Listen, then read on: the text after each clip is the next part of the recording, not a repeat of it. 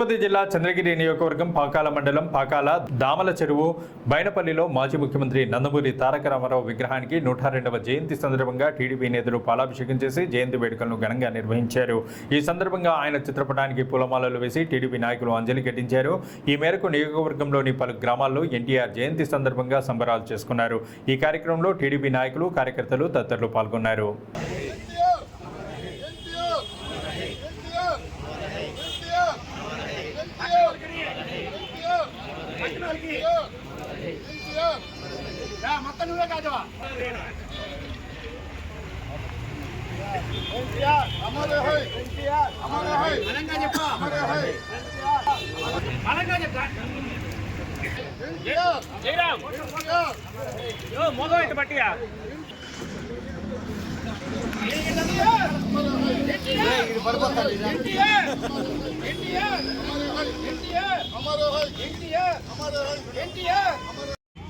अबे बाल भाग भाई कोई भाग आता आपका आपका